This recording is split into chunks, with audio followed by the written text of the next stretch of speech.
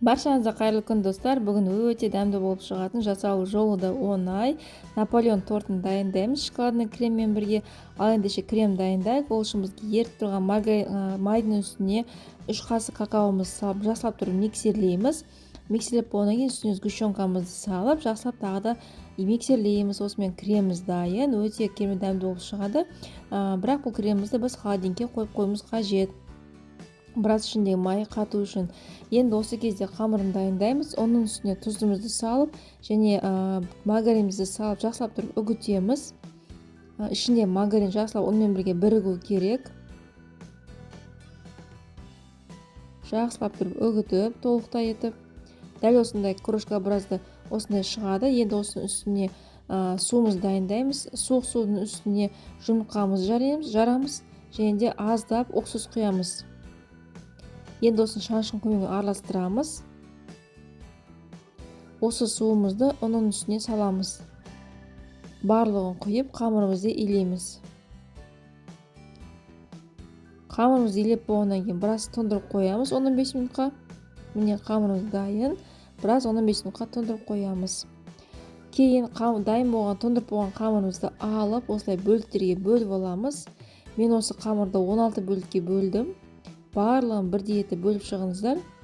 Сол кезде қамырларыңыз біркелкі қалдықта болып шығады. Егер қамыр қолдарыңызды жабысып тұрса, аздап қолдарыңызды майлап жіберіп бөліктерге бөлсеңіздер болады.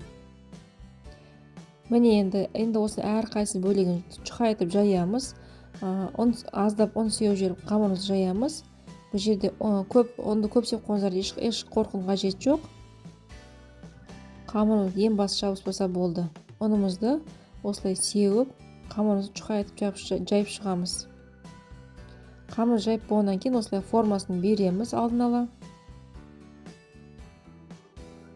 Менде форманың диаметрі 20. Осылай мінекей бөліп, противенге саламыз және шанышқымен тесуді ұмытпаймыз. Қызып тұрған пеште 220 градуста қызарғанға дейін пісіріп аламыз. Міне осымен корждарымыз дайын, дәл осындай болу қажет. Енді осы корждарымыздың арасына кремімізді жағып, тортымызды жинаймыз. Кремді көп жағудың қажет жоқ, біраз қасына алып отырсаңыздар болды. Менде айта кетейін 20 диаметрлік корждар. Осылай мінекей әрқайсының арасына кремімізді жағамыз. Барлығын жинап болғаннан кейін осылай шеттеріне кремді жағып шығамыз.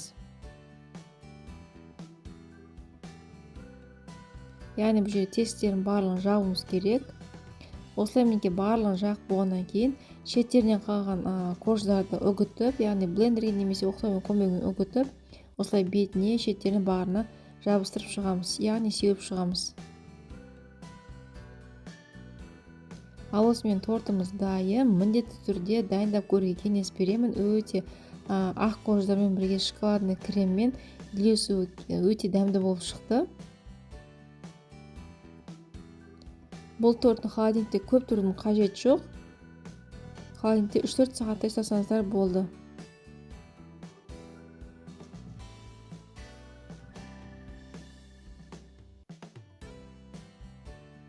Міне қараңыздар, разрезі қандай болып шықты.